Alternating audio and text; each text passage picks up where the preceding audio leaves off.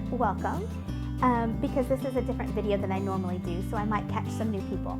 If you're not new here, this video is not going to involve my projector at all, nor my sewing machine. I am going to do an and stuff video. I'm going to recover a chair that I think is supposed to be a dining room chair, but it sits in our front entryway, and I got it from an online estate sale for, well, I got two of them, a pair of them, for $12. And I'm going to leave the one alone, and I'm going to cover the other one that goes in my front entryway because it's this very 90s peach color that frankly just doesn't match my entryway. So I'm going to do something a little bit whimsical, a little bit fun and pretty, and we'll see how this works out.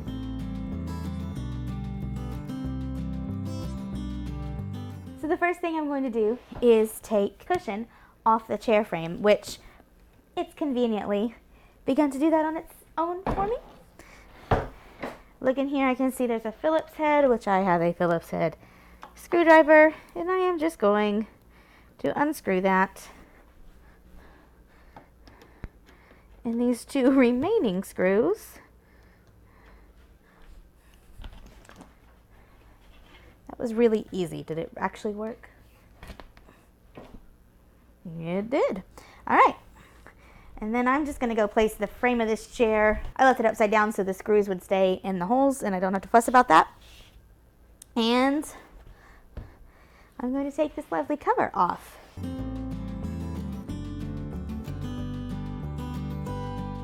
That way I have a better idea of the size and shape of the fabric that I need.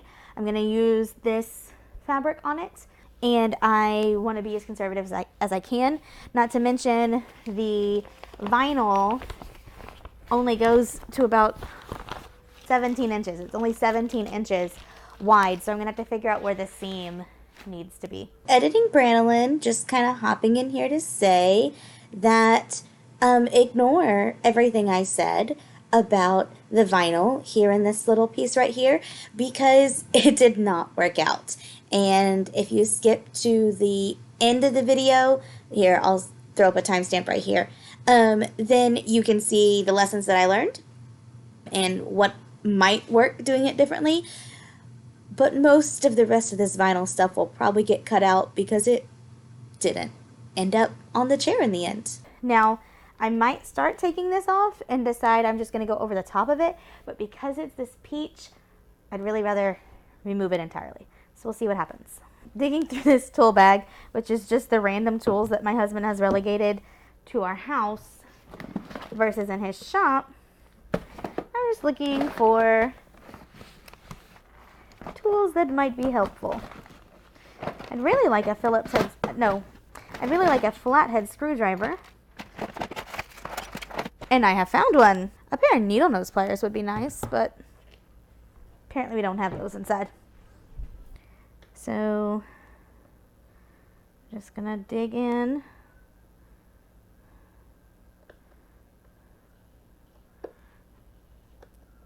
Underneath the staple. Trying not to tear this fabric that I want to reuse.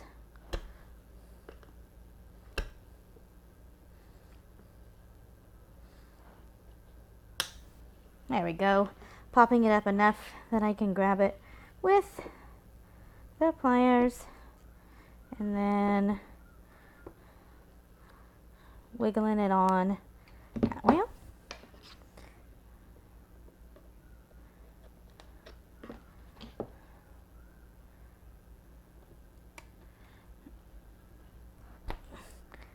Wiggling it on out.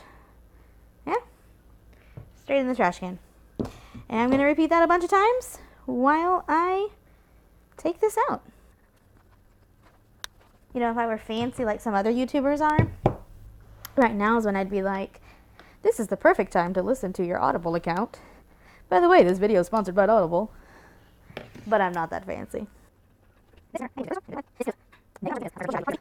really think needle nose pliers, actually, I don't really think, I know that needle nose pliers would work out a lot better right now. Should I go look for the right tools? Probably. Am I gonna? Probably not. Okay, don't know if they got lazy with their staples or if I got better at this or if not switching back and forth makes a difference, but hey, this has got that whole row of staples up. Spoke way too soon. Can't get that one out.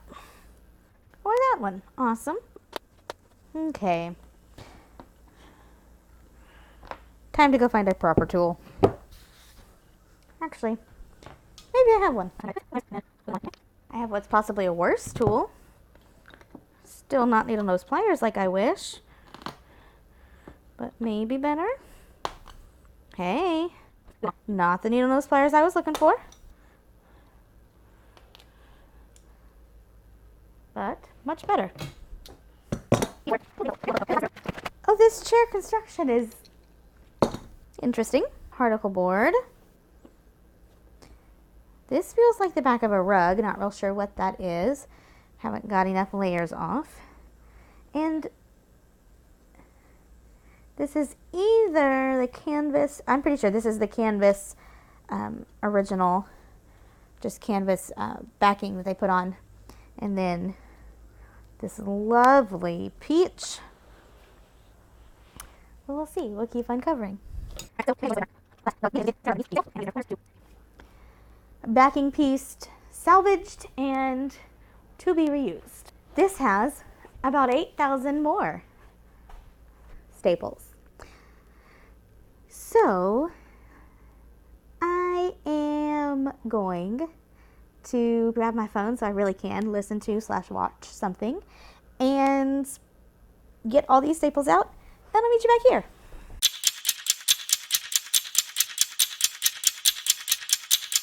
So I got it apart. I've got the fabric that was the top now laid out on my table. But it doesn't really lay flat anymore. Part of that is because it gets stretched really taut over the cushion, and so it just sort of takes on that shape. So this is the seat cushion naked. It has this canvas that is put over, so you can see kind of at the corner there's the actual squishy cushion, and they've done some shaping with that, and then they covered it with this canvas, and that's just stapled to the back. Whoops. That's just stapled to the back like everything else.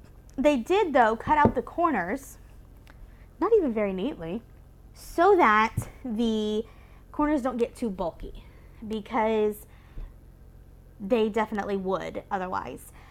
That's one of the reasons I wanted to take the fabric off. I wasn't sure how many layers there were, and we don't want to get too bulky in the corners. There's obviously something else underneath the foam because we can see it from the back here. I will say that when you sit in this chair, you know if you're sitting on this OSB or particle board, and when you're sitting in the middle of it, your booty kind of sinks here a little bit. It's maybe not as strong as it could be. Eventually, I'll probably have my husband remake these to be solid wood bottom because I prefer that. I prefer that level of support, and I don't like when you kind of fall into the middle of the chair. Also, I can tell that the reason those screws weren't holding this to the frame anymore is just that the wood has gotten kind of stripped out here.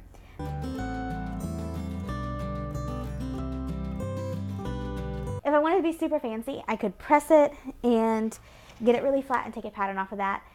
I think it's a little bit of overkill. As much as I want to save fabric, I can look and see, how big this is generally. And I'm just going to cut a rectangle that is just bigger than the widest dimensions of all of this. Sliding my quilting ruler along the top of this, almost 22 inches is about as big as it gets. So I'm going to go ahead and cut, honestly, I'll probably go ahead and cut 24 inches this way.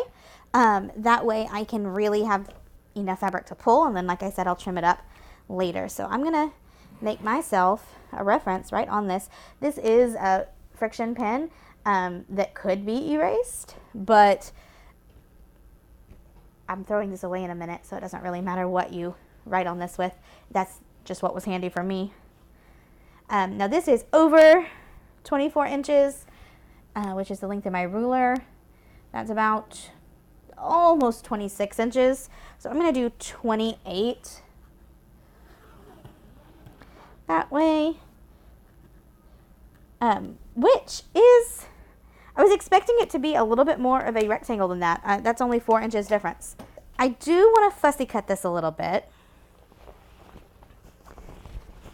Honestly, this might be a great time to pull out the projector and put the dimensions I want to cut in like Affinity Designer or even right in Adobe, and then cut with a really nice fussy cutting. Oh, here's something I didn't take note of. Which way is up? Let's see. So this is where the seat meets the back of the chair. This is the front of the chair. That's important. So I want it 24 inches because this is directional fabric. So I want it 24 inches this way. This needs to be pressed, but I'm going to go ahead and cut it, and then I'll press it when I get my ironing stuff out to go ahead and put the vinyl on it too. All right, so there is not 24 inches between those two spots, but there is 24 inches starting about here. I'm going to try to look at the grain line of this fabric and line it up the best I can with my ruler. Like I said, it could use a good pressing, which would really help with that procedure, but you know, I didn't do that. I'm gonna go ahead and trim up this side, and then we'll worry about the rest of it in a minute. And we need 28 inches this way. And my ruler is only 24 inches. Okay, if I take this ruler and I give myself 4 extra inches, that would be right here. And I'm gonna line up my 4-inch line really well with the line I just cut.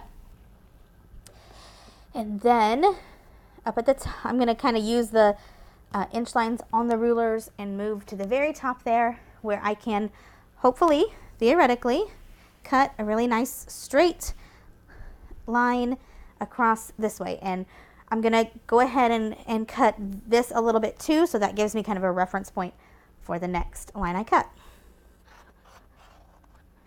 All right, I've got 6 inches right here where this way and this way, my ruler should line up and tell me I've got that nice 90-degree corner still on grain. And then I'm gonna do like I did a minute ago and cut that 6 inches this way to give me that nice reference. And I also, at the very beginning, cut myself a little reference over here. It was only about 3/4 of an inch, but it is enough that I can kind of line up to it now. So using this very first line as one reference, and the slit I made at the very beginning, and then just sort of scooting it to line up at the end over there, which it does. I'll find my rotary color and do the last cut. There it is. And I'm going to trim this up. Now this is woven fabric. It will fray. I haven't done my wovens basic video yet, but woven does fray. And typically you have to finish the edge of woven so that it doesn't continue to fray and fall apart. The thing is, the edges of this fabric are going to be underneath a seat. We're not going to be running it through the washing machine or anything like that, so the fabric will be okay. This is also a nice, fairly tightly woven quilting cotton. I'm not going to worry about trimming up the edges. If it's not a perfect rectangle, it is not the end of the world for this project that I'm doing. If I were cutting this for a quilt, I would have starched and pressed first, and I would have been extremely precise with my measuring. For this, it's less important. I got out my pressing board. I took my mats off so they won't get ruined. I got out my Cricut Easy Press because I really love using this as an iron, especially when what I'm doing is prepping fabric. It has a really nice flat sole plate, so it gets things pretty pressed, and it's really easy to put some pressure down on. So I haven't turned it on yet, obviously, because I'm touching it. I've got this nice and pressed now.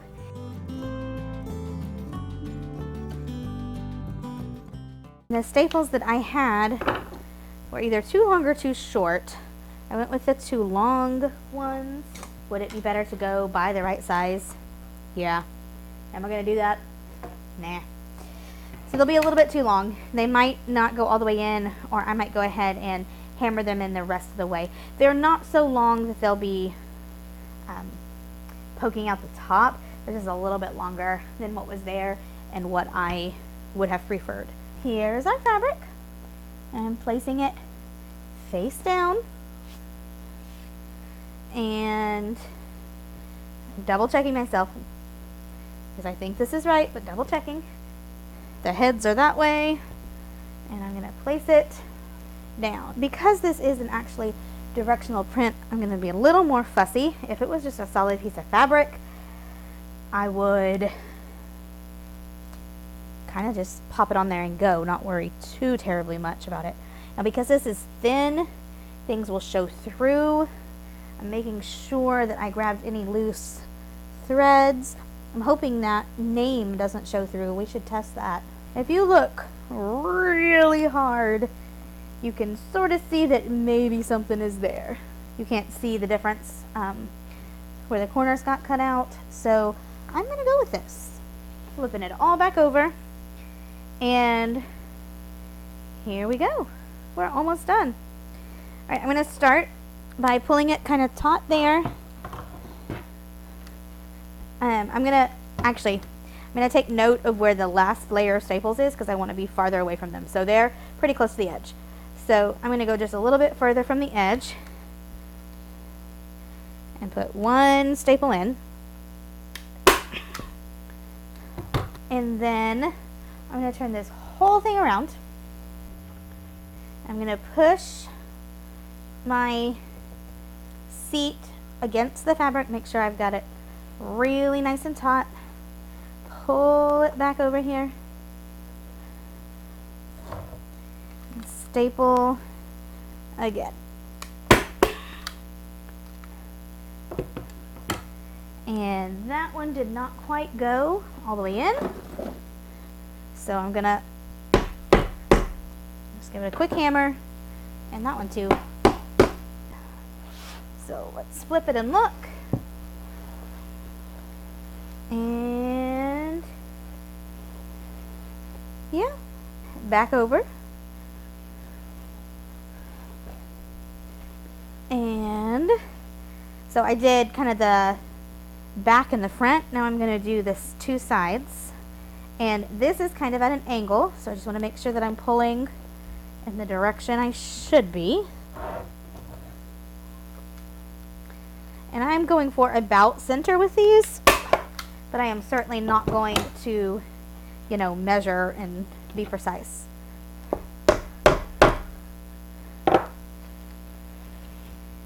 And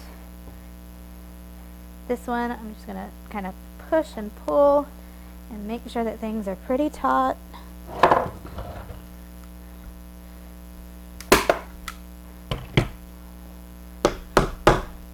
Taut is a funny word. T-A-U-T. It's like tight but not too tight. All the looseness pulled out of it. It's kind of a funny one, but I like it. Alright. And da-da-da-da. We have a great start here. I'm going to move, I don't know, 2-3 inches down and kind of pull taut again. I'm putting my staples a little bit angled, you know, kind of mostly horizontal to the edge, but just a little bit angled. I don't really know if there's a good reason to do it that way or if that's just the way I learned how to do it. But yeah, that's what I'm doing. I'm going to go ahead and do Mommy. Mail. I'm going to... You was waiting? No, not for this. You can just put it on the table. Thank you. You was waiting in the package? No, I wasn't waiting for fabric this time. Mama. Goodbye.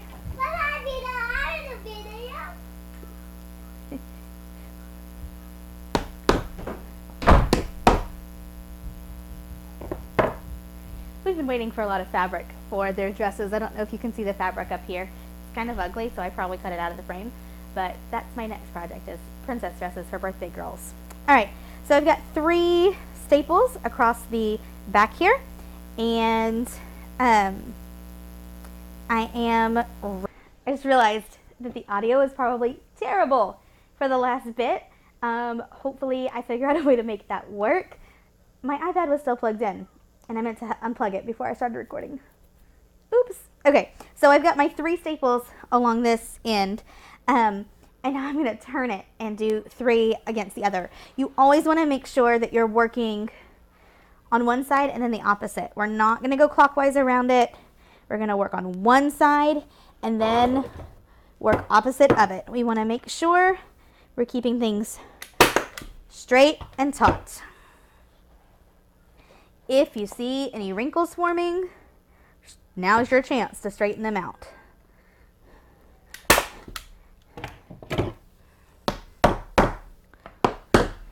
We can get some out later, but it's easier to prevent it than try to get it out later. Let's do the sides. Okay, this corner, I'm ignoring it for right now, okay? I'm gonna flap that over where I'm not stapling back onto other fabric. This extra bit with the hammer, not always necessary. But if you have staples that are not quite going in, it's better to go ahead and get them secure than leaving them kind of hung. I'm feeling pretty good about that. I think what I'm going to do is move that whole rig closer so you won't get this full shot, but the tripod will hold the camera for me so you can see these corners up close, because honestly that's the only remotely tricky part about this, and it's not that hard once you see it done.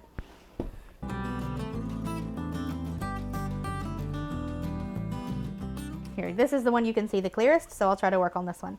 Okay, so I've got a staple here, and if I flip it over, a staple here. They kind of are mitering by themselves. So what I'm going to do is kind of pull that apart and tautly pull this corner. You can see where that's starting to come up already. So apparently the vinyl was not a good choice, or I should have done it where it covered the whole thing, which would have meant putting a seam in it, which is why I avoided doing that earlier. All right, I just want to make sure I'm not stapling on top of other staples or on top of where the screw goes for the chair. That's what I'm feeling for now. Okay. And all of the corner staples I'm going to make sure are in really tightly, so I don't interfere with other staples going in. So I'm going to hammer that in well. It also gets harder in the corner to get things in because the corner is tapered, and you can't push back with the table as easily. I don't know if that made any sense to anyone else, but all right. So now what I'm going to do is from this side, I'm going to pull it taut again, and it's going to leave me with one kind of big wrinkle there. I'll take care of that in a second. Here, fairly close to my last staple there, I'm going to go ahead and staple again. And then I'm going to kind of pull this, separate this a little bit, and pull it also. And we just have a tiny little wrinkle left, not a big one.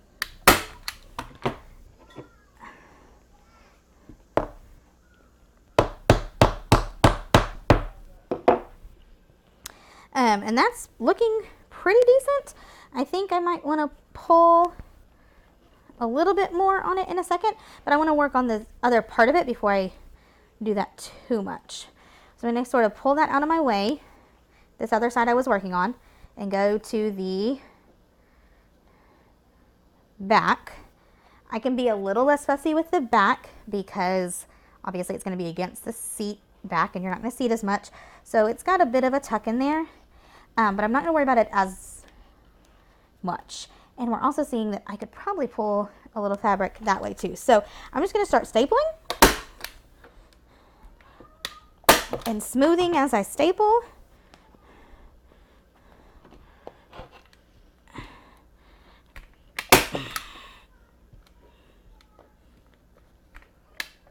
And I'm going to go back and hammer these in. And then I'm going to do another staple right about here and hammer that in. And then I'm going to do one more where I sort of pull all of these and go right in the middle. Try to avoid anything I shouldn't be stapling. It's going to take two. I'm going to hammer those in, and then I'm going to cut off this excess.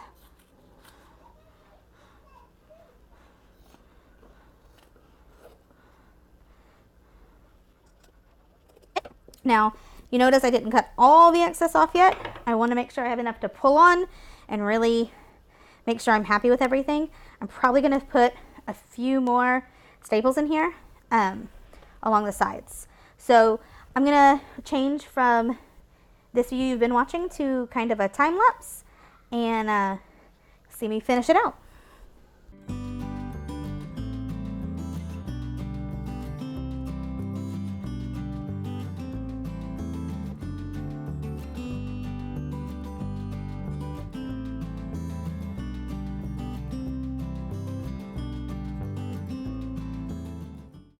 So if you notice, I'm putting in a lot more staples than I took out. Partly because I'm not a professional, but partly because I think as the vinyl came off, the fabric had a little more play in it, and I'm able to gather it a little more tightly.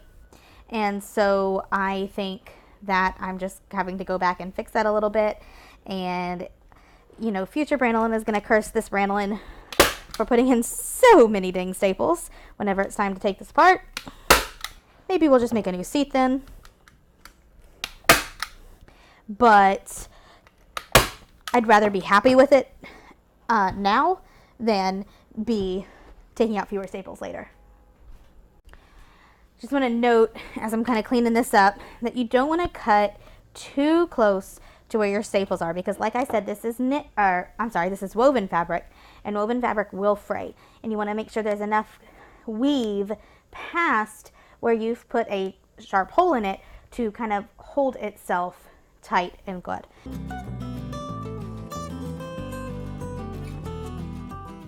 So I just realized something. I never put the backing on.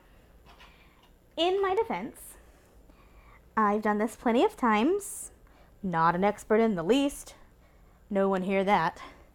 Learned from my mother, who learned from her mother, who learned from her grandmother, probably. I don't know. But I've never had the backing before. I've made my own sometimes, but I've never had this proper backing. So totally forgot about that.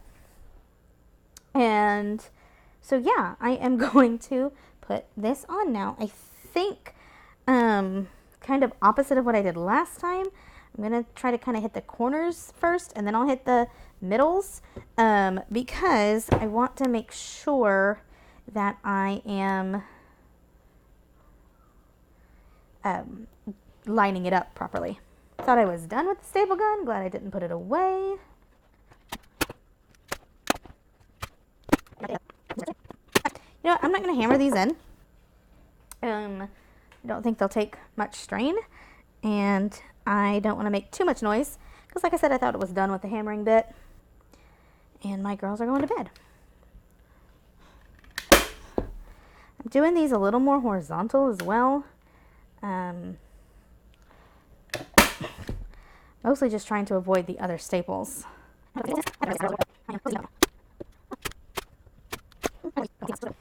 Oh yeah, that needs a few more to hold it nice and tight. Sorry, babies. Let's see what this looks like on the chair. I might want to throw a few more staples in there, but I think I might be done.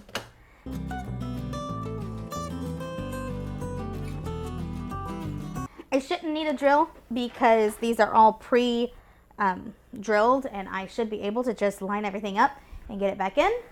It doesn't have to be ridiculously secure because generally gravity will help hold the seat on the chair. It's just whenever you kind of move it that you want it to be held on. So I'm going to tell you that typically what I do is just put the cushion on the chair with the chair sitting on the ground, lay down underneath it, and put this together. I thought I would try to do this a little bit differently so I could film it better. All right, so obviously I'm putting this on the chair. I have not covered it in any sort of vinyl. The vinyl that I tried to cover it in did not work. And I am kind of sad about that. I feel especially with this cream color, it's going to be by my front door. This chair is where we put our shoes on. This could be a bad combination. So remember, I cut the fabric away from the screw holes because I didn't want the fabric to get kind of all bunchy. I missed it with this backing fabric over here.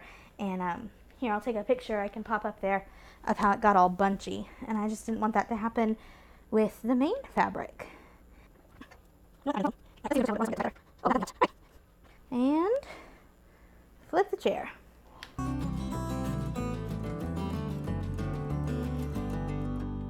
Things that I learned and things I would do different. The vinyl did not work out. I think the biggest reason it didn't work out is because I didn't have it completely wrapped over the whole piece of fabric and over the whole seat cushion. So then when I started pulling the fabric taut, it was pulling it away from the vinyl because the fabric could move more than the vinyl could. I was trying to avoid a seam in the vinyl because that seemed like it wouldn't work out well to me, but maybe I should have gone with that. I did try before I even started this project to find some wider vinyl and no luck. The heat and bond that I used was something I had on hand. That might be another thing. I legitimately have no idea how old it is. And then y'all saw that I actually used a heat that was higher than it wanted me to by about 50 degrees. So it could just be that it was too hot and it melted the glue too much and then it wasn't fusing properly. Maybe it's a combination of all those things. Who knows? So that's the one thing I would do differently. And then like I said, there are many different ways to do corners and miters and cutting out pieces and stuff. I'm happy with the way this turned out, but I am sure there are many more videos out there, other ways to do this. And like I said, also not a professional. So take everything I said with an absolute grain of salt. Well friends, that wraps up this frankly crazy video. If you are new here because you wanted to learn how to cover a chair, welcome. And if you want to stick around for other sewing things and especially projector sewing, subscribe, stick around. If you are going, where is our normal content? It's coming. So the next video I'm going to put out, I think, is going to be the Amazon video, Amazon projector video. Because I can do that one by myself, especially with that basic niche mount. And then after that, I'm gonna go back to the video I meant to put out last time and do a short throw projector video with my husband. I don't know if the comparison video will become the new how to choose a projector video or if those will be two separate videos. I have one, but it's a year-old information, which doesn't sound like a lot, but I've learned a whole lot in this year. Plus, part of what I've learned is video editing, which, not trying to claim I'm great now, but better than I was. Anyway, I have to go put this chair in my front entryway. I'll get you a picture. The lighting will be terrible. And I'm just so happy with the way this turned out. I love toile, and this novelty toile is just so much fun. And catch the probably numerous bloopers here. And join me next time for some projector content again. And like, subscribe, comment, share, all those things. Thanks so much for watching. Keep watching my videos, subscribe, and comment. Pressing with starch always makes me think of my great-grandmother. We called her Mamaw. She had a sewing space upstairs in her house, and she was my great-grandmother. By the time I knew her, she didn't do a lot of sewing anymore, even though, I guess she did when I was pretty little. But by the time I was in high school, she didn't do a lot of sewing anymore, but we always stayed upstairs when we went to their house. And she always ironed up there, and it always smelled. She used a lot of starch, both in sewing and in pressing her clothes. She always was wearing woven clothes. That smell just takes me to her upstairs there. She was somebody who had to sew. They didn't have a lot of money. They lived out on a dairy farm, and so she had to sew for her kids to have clothes to wear for a really long time. But she was not your typical 50s, 40s, 50s era mom. She did a lot of crazy things and had a lot of crazy jobs, and she was a pretty cool lady. She was a little crazy, but pretty cool. And I'm really hoping it doesn't short everything out in here whenever I turn it on, because I don't have a lot of plug options right now. My husband accidentally cut the electricity to one of my plugs, and so I am using one plug to power almost everything in here right now until that gets fixed. So fun times. And there is thing 2. No ma'am, no ma'am, don't walk into the camera shot. It presses.